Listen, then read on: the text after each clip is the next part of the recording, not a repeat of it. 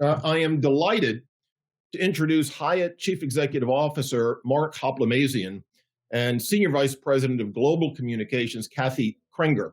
They're going to have a conversation about employee mental well-being, potentially, the major business topic of this year. Hoplamazian has prioritized employee mental well-being throughout his 15-year tenure as Hyatt CEO, and that decision has paid off richly during the COVID crisis. His candor and transparency on this issue have helped him steer Hyatt through an extraordinarily challenging time. And I'm sure we're all going to learn a great deal about how we can help our own organizations become healthier places to work. So with that, I'm turning it over to Mark and Kathy. Thanks, Bob. Hi, everyone. It's Kathy Krenger here. And thank you so much for joining today. Even if it's virtual, this is truly a reflection of your commitment to your company, to your people, and to the communications function at large. So I'm grateful to be here talking about this important topic. Undoubtedly, this past year has been like no other.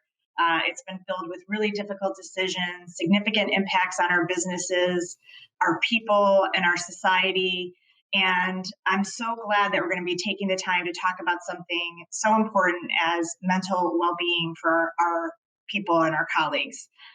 But before I bring on Mark, I wanted to talk a little bit about some of the research that's been done.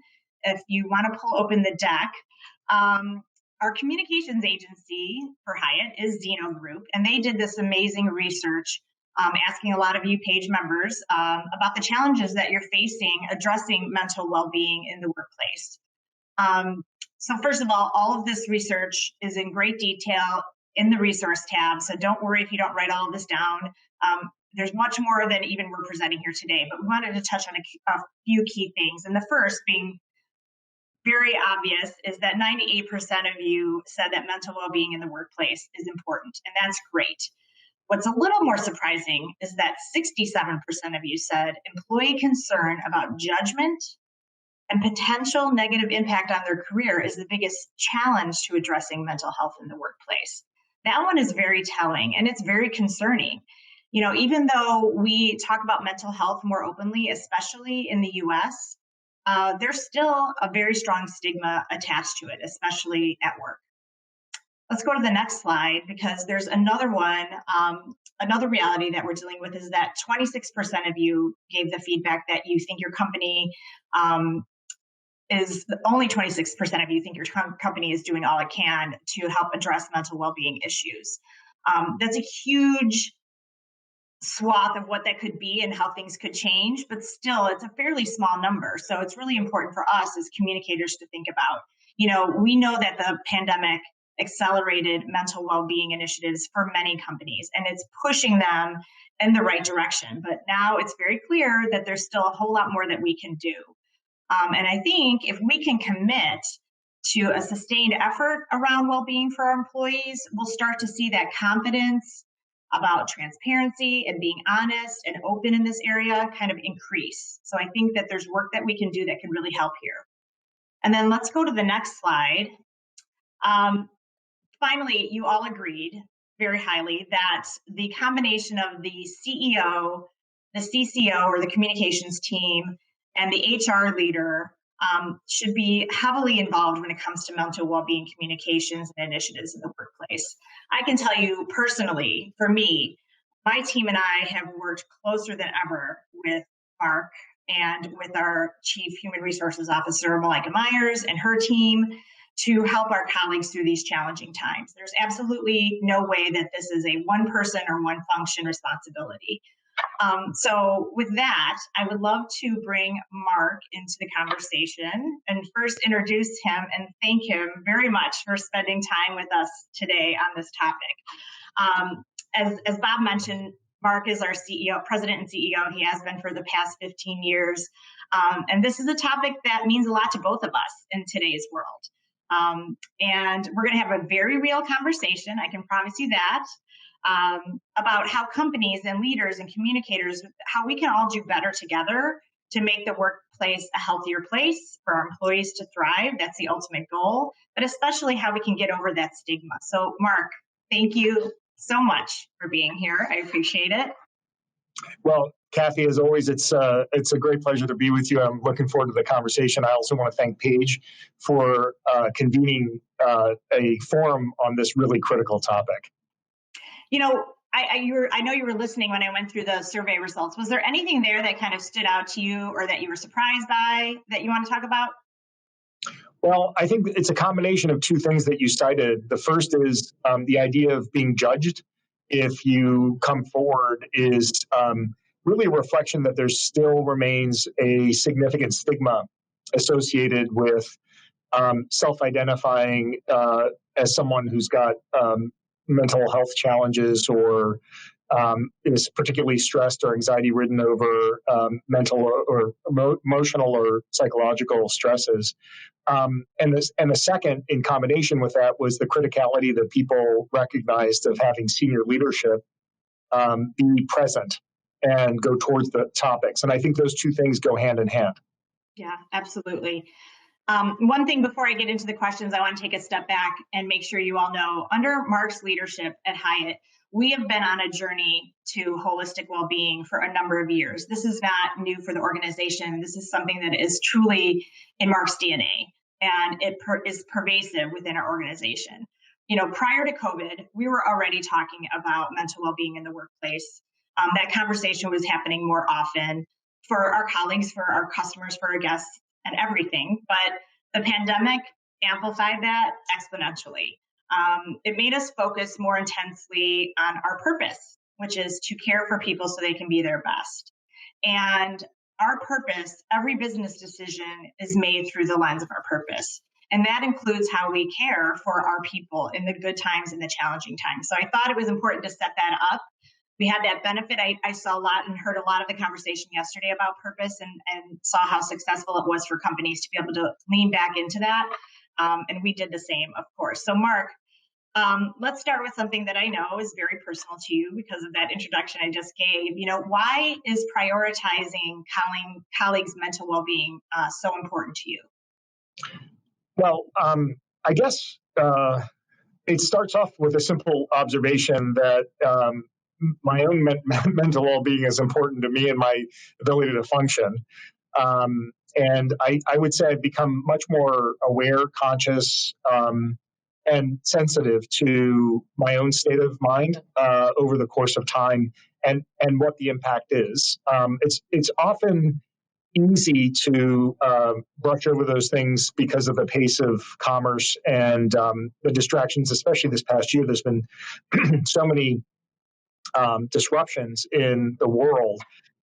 You can live through them without really observing what's going on with you. So it starts off at a personal level, but the commercial mandate is so clear to me because you referenced our purpose to care for people so they can be their best.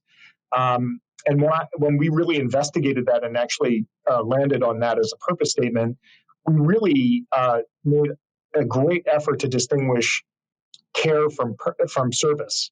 Because in our industry, as you know well, Kathy, everyone talks about providing great service. Well, you can serve someone without caring for them. And the critical difference there is the practice of empathy. If you empathize and really understand where someone is and what their needs are, and then take action, then serve them, then you can care for them. And as we dug into that, the critical aspect of, or the critical capability to be able to practice empathy is to be present, to actually be mindful in the moment and focus on the person that you're engaged with, whether it's a colleague or a guest or a customer or an owner or someone in the community. If you're not present and you're not mindful, you can't really practice empathy, which led to a pretty deep journey on mindfulness and the practice of mindfulness. And that led to a couple of things. First, some work with some universities that are doing some really important research on this and understanding better how to set the conditions and provide people an avenue to be mindful and present. And the second was to actually more affirmatively invest in the area. So we bought Miraval, and at the center of Miraval's programming is a mindful approach to everything, a mindful approach to nutrition, to movement, exercise, and to mental health. So this became a very, very clear integration of a commercial mandate with a personal realization that it's really critical to personal engagement in life. Yeah, and something that you've talked about a lot, Mark, is that if our colleagues are healthy in every way, physically and mentally, they are able to care more for our guests and our customers. And that ripple effect is so important to what we do. And I just think that all really ladders back to our purpose very well. So just wanted to make that observation. I completely agree with you. Yeah. At the beginning of the pandemic, many of us use basic human instincts and empathy to care for our immediate teams and their well-being. As you know, I am used to being in crisis mode. So a lot of what I have to do is compartmentalize and focus on the task at hand to get through that.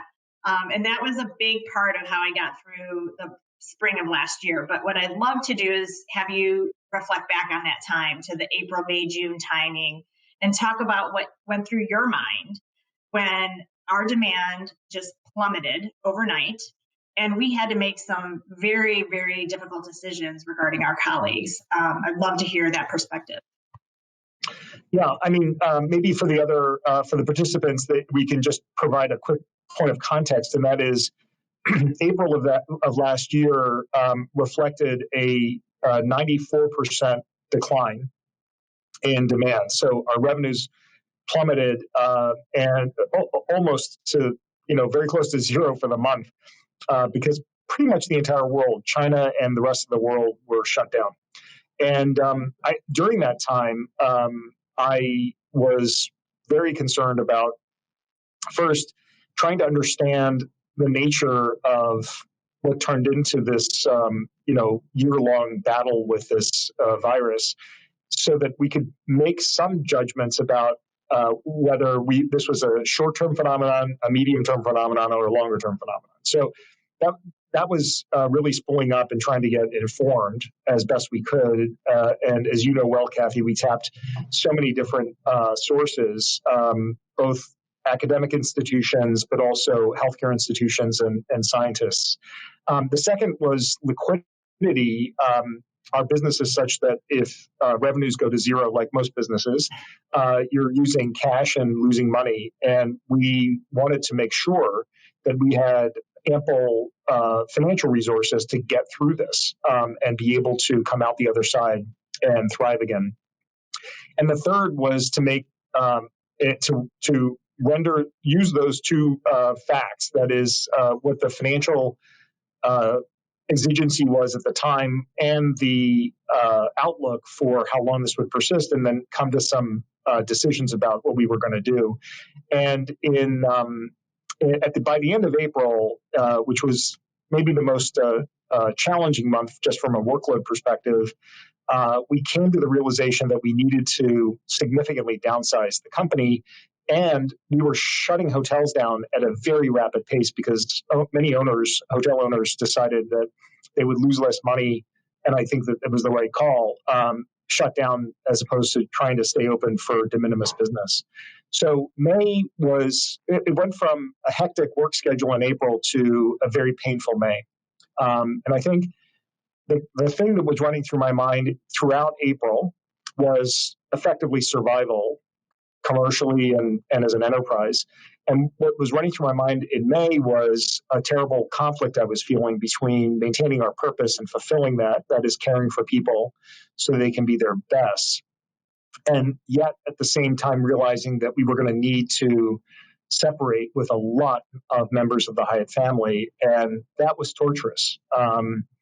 I tried my best to stay focused on what we needed to do, but I also dedicated my effort to discussing and landing on things that we could do to help our colleagues that were going to be impacted by those decisions. And I think I was able to balance those things, but it came at a pretty significant personal expense. And by the end of the time when I got on a global town hall to tell people what was going to happen, I was unable to sort of keep my composure, and it became a very emotional moment. because I think the realization of what was really about to happen to thousands of people's lives all sort of came to rest. And that took me a while to recover from. Unfortunately, soon thereafter, George Floyd was murdered, and that raw emotion that I felt at that moment was exploded. And I guess my journey on all the racial injustice issues was also super intense. So May and June were really an emotional roller coaster. Yeah, they absolutely were, and I think no one could have anticipated kind of that quick cadence of how that all happened. But I will say that your authenticity is what brought so many people through that time and through that moment. And it was what they've all learned to expect from you, because you are very, very honest and authentic. So even in the hardest conversations that we're had to have, people took them very well. And I think that goes to a lot of credit for you. So thank you for that. I just want to remind everybody too that if you have other questions, please put them in the chat. We will hopefully have time to get to a few of those. But in the meantime, I wanted to go back a little bit to the survey findings. There was one that stuck out at me, 67% that said that employee concern about judgment and career impact, if they addressed mental well-being, how would that be a barrier in their careers?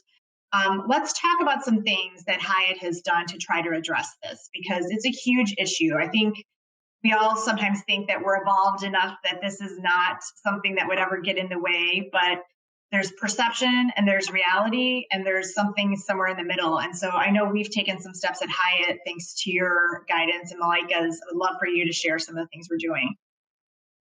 Yeah. First of all, I would say that as I mentioned when you asked me what my reaction to the data was, this issue about a stigma that still is alive and well in mental health circles is a big deal.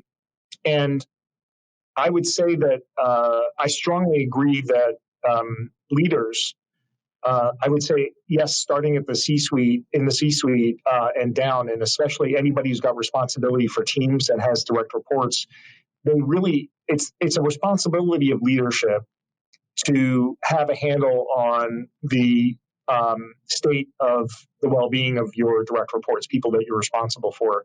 And my engagement with my team, my direct reports, was stratospheric over the course of last year, partly, honestly, because I was getting so much support from them that it became an essential means of getting through the year, but also because I was really concerned about staying close to them. And, you know, my direct reports are like many teams or in many companies. I had 2 members of my team who lost immediate family members to COVID-19. I had a number of people who had gone through other stresses with respect to other relatives and team members. And so it was really critical, in my opinion, to stay close to that. So the first thing I'd say that we did is we made it very clear from my mouth and all the way down that it's an expectation of leadership that you're paying attention to and have a very good understanding of the total well-being, physical and mental, of the people that you are charged with oversight. The second thing is to recognize that the so-called EAP, the employee assistance programs that every company will immediately say, oh no, we've got an EAP, we're all good. Not so much. In our work, in our own observation and in our conversations with other companies, the take rate, the actual engagement level for EAPs among employees is extremely low. It was so low that a major medical college on the East Coast that also works very closely with the New York Health and Hospital System, the public hospitals in New York City, they actually decided to build a digital diagnostic tool so that they could designed it in a way that would encourage engagement and so that you could actually have a better handle on where people were. And we found out about it and started working with them maybe 6 or 7 months ago. And they together we designed an amended version, a modified version of what they did for healthcare workers to deploy at Hyatt. And we've had over 8,000 colleagues use this tool so that we can better understand where people are and what sorts of support they might need. The next step in that is to also, we've already provided a suite of resources for them, but we need to take it to the next level. So we've really immersed ourselves in an approach here that I think is critical. We also really focused on some behaviors that I thought were really essential that got us through this past year, but I think are essential to the future. The first is empathy. I think we learned a whole bunch of new things because we had to practice empathy to find those out. The second is well-being. A commitment to holistic well-being was massively important because, the risk of us experiencing, not us Hyatt, but us, the world, a mental health crisis that follows the pandemic is pretty high. The third is inclusion. And I think that it's not just inclusion of different people of different races, but also different people with different ideas, and stay open-minded about that. And finally, experimentation. So we've done these, we've gone towards this topic in a very affirmative way, but we're not sitting back and saying, okay, we got it solved and check the box and we can move on now. This is an ongoing thing that we're going to need to iterate and continue to. Yeah, I would love it if we could go back for a second. Thank you, Mark. That's super helpful. And talk a little bit more about Hyatt WellCheck, which is the tool that we worked on with Cornell. I think for me, that addresses a bit of the stigma thing too, yeah. Because so maybe if you can talk a little bit about how that works and how we hope that it does kind of give a little bit of that safe space. Yeah.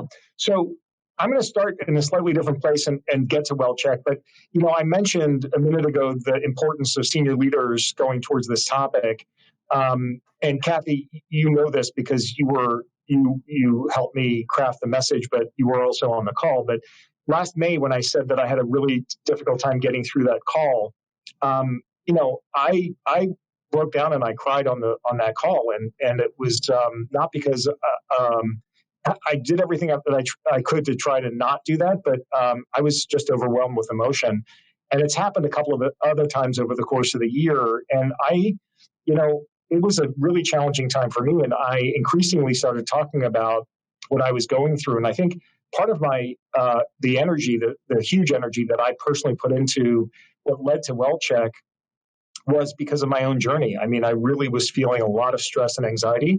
And I began to talk more openly about it because I thought to myself, I was kind of scared because I thought I'm a very resilient person and I'm designed to be glass half full all the time. So I thought to myself, wow, if I'm feeling this way with, my positive mental attitude, I can't imagine if you're, not so positive mental attitude inclined going through the same circumstances, how you might be feeling. And I became really concerned for many colleagues. And so that's really the particular energy that came from me. But I was really thrilled that we could find such a great partner and start working with them very intensively. And Cornell did a tremendous amount of clinical work to understand what the correct approach to ask questions was, and also to have a medically speaking, fully informed approach to providing resources of different types to individuals who are self-reporting on their state of mental health. And that validity and that integrity from a medical science perspective is critically important. These are topics that we do need to open up and start to encourage more dialogue around, but we have to do it in a responsible way where we're providing support, oversight, meaning connectivity to people who might be having issues and problems, and make sure that we've got real resources available to them. So that's really what the Hyatt Well Check was about. By the way, it was an extension of a daily check-in that we had instituted back in April and May of last year, where any colleague coming into our hotels, any employees coming in, were being checked up on not just physical, but also their state of mind and how they were feeling every day that they came in. And it was through an app-based application. And we did many other things. We created a channel called Hyatt Together that was about colleagues around the world sharing their own practices. And that became super popular with some of our customers. Some of our large corporate customers really loved the content and started to actually share it with their own employees, even though they weren't traveling. We established a communication platform to stay in touch with people that had been furloughed over the course of last year so that they could stay connected to the Hyatt family, because that sense of connection or disassociation is one of the points of tremendous stress that people experience, and we wanted to try to maintain that connectivity. We also tried to alleviate some of the stresses, mostly financial. We stood up something that we called the Hyatt Care Fund, and we deployed over $17 million of direct assistance to colleagues that were impacted by this whole thing, this whole pandemic. Colleagues that were not able to make ends meet even after assistance through unemployment benefits, and this was on a global basis. And the point of that was, yes, to care for them as best as we could, but also to try to at least alleviate one of the key stresses that a lot of people felt this past year, which was financial. That's great. That you touched on a couple of things. If we have a few minutes, I'd love to try to unpack a little bit. They're related to some of the questions coming in on the chat. You talked about your vulnerability and back in May and June and kind of having those moments of breaking down.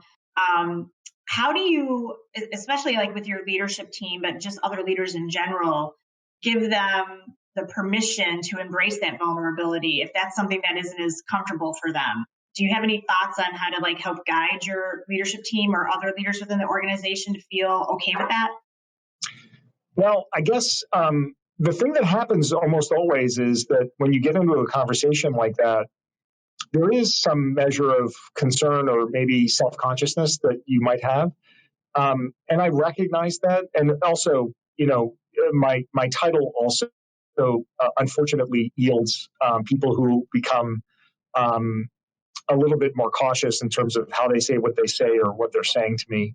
So what I found is maybe the most important thing is just to share my own experiences with them, not as a formulaic matter, but to be very open about stresses that I've experienced in my household or things that I'm going through with my kids, or my own experience of my anxieties about what the future holds and our inability last year to really have any visibility much beyond a week of time. And I think I guess management consultants or leadership consultants would say something like, you have to model the behavior that you want to see or something like that. I think that's true. But frankly, the nature of the culture here is at Hyatt is so emotionally based. We have emotional relationships more than commercial transactional relationships, that it's a natural thing to start talking about what's happening in your life beyond work, especially at home. So it's natural. It's not like a formula that you can follow. And I think that natural engagement and sharing your own perspective as a leader will help to open up the space, and people will either hear me and reflect on what's going on in their lives and then share that, or reflect on it and then decide that there's no reason why they can't share it with their own direct reports. So I found that to be extremely productive, helpful. Yeah.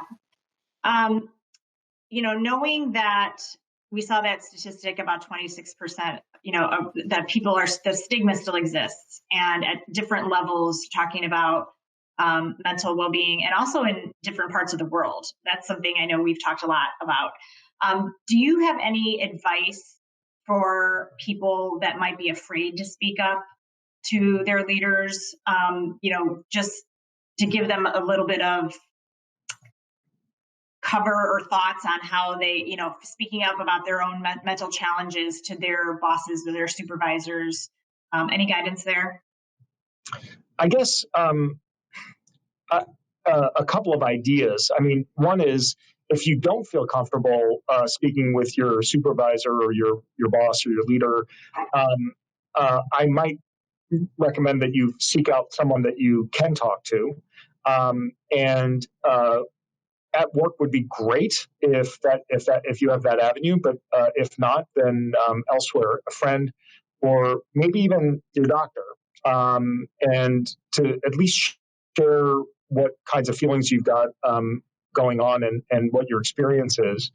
But I would also say that I would say that maybe if you're hesitant, opening the conversation with an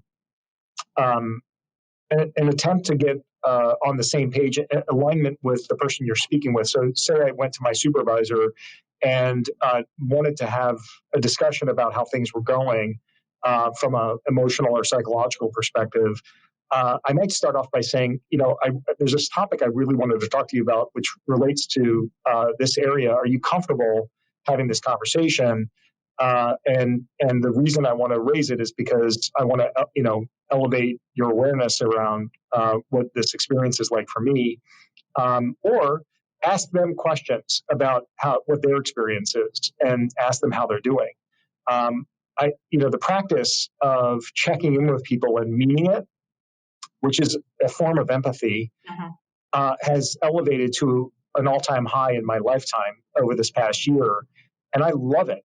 It's one of the things that I pray actually stays with us forevermore, because, there are too many conversations in which you're saying, yeah, how you doing? Good. Okay, fine. So here's what we got to do, right? And that's not a very helpful check-in. So I think the intentionality of checking in with people and asking them a question might be a way to unlock that. That's great. That's really good advice. You talked a little bit about what things might you hope stay with us post-pandemic.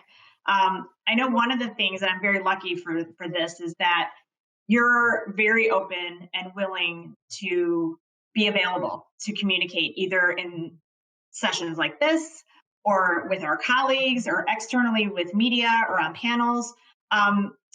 What kind of learnings that are in your head, what learnings that do you want to take from the pandemic, especially in the frequency and the type of communications that we've been doing? So something that'll live post-COVID that we leaned into much more now. I mean, look, I think the first thing that occurs to me is that we recognized early on that we really didn't have many answers to a whole bunch of questions people have in their minds and that we had on our minds. And we realized that we can't just wait around and get until we got better visibility to start communicating to people. So the necessity at that time was to be open with them and transparent about what we think, but also a honesty and transparency about what we didn't know, and keep communicating as we learned more and can start to fill out the picture. And look, people are smart and they understand, but hearing from me and others in the leadership team an honest assessment, even if it's not positive, it's an honest assessment and a recognition as to what we can know and what we don't know, I think goes a long way. So I would say transparency and honesty about what we actually do know and what we can say affirmatively and what we don't know and how we're thinking about those topics is critical. The second is I've long been a fan of low production value, frequent communication. And we launched, as you know, Kathy, this is your brainchild, something that we call Moment with Mark. And it's a 2 to 5 minute video that's recorded on an iPhone. And I do it, I use my own iPhone and record it. And Kathy's team posts it to the company. And it's been, I think, a really great way to stay current and to be able to frequently communicate what's going on. Because let's face it, if you've waited a month between communications to your team or to the company, that's like a year in pandemic terms, because things have changed so rapidly every week that's gone by. So this is every few week in point of engagement, and I have every intention of continuing that forevermore. Yeah, I think that's great. And I think it's going to be really hard. It would be hard. And I'm glad that you're not wanting to do that, to put the genie back in the bottle. People are used to hearing from you and from our other leaders more often and in much easier, nimble ways. Like, here's your iPhone, go for it. There used to be a time where we'd spend, a great deal of time talking about the look and feel and things like that. And now it's really become, what's the message? What's the story? And who's telling it? And, I've noticed too with your leadership team, they are modeling that, where maybe there is a once or twice a year all hands check-in with a certain division. Those are happening monthly at sometimes, or at least quarterly, and then there's other avenues of communication that are happening to really make sure that people are staying connected. And I personally think, although I know that puts a lot more pressure on us as communicators, it's also very exciting and it's very rewarding to be able to see our work have such impact. And people, we pay a lot of attention to the comments on our Hyatt check-in, which is our app, and where a lot of the stuff ends up getting posted. And you just see how much it means to every person at every level. And I think that has just changed a bit. It's amped up our culture in a different way, where I think in times like this, I think companies are struggling to keep their culture together. And so, I agree with you. I think that dimension of communications over this past year has been critical, not nice to have, but absolutely critical to maintaining the strength of the culture and the fabric of the relationships, because everything has been strained. And it's elevated in its strategic importance, in my opinion, and I think it's going to stay there because there are so many cross currents in society today, and there's so much polarization politically that staying abreast of and staying current with and staying open to this level of communication, I think, is going to continue to be critical. But there's no question. It's unambiguous to me that the type of communication and the frequency of communication and the content of the communication that we have undertaken over this past year it's been a tremendous elevation of work for your team, but the impact is vast. I mean, I can easily say that while I feel really good about the strength with which we look into the future and our positive outlook on being able to thrive in the future, a critical element of that has been this elevated level of internal communication. Thank you. Thanks so much. And we're going to wrap up now. Thank you all for the questions. And Mark, thank you so much for sharing your perspective and frankly, for your leadership this past year. You always put empathy first. You're very authentic and vulnerable, and I appreciate that, but it's made a huge difference in advancing care for our colleagues. So thank you again.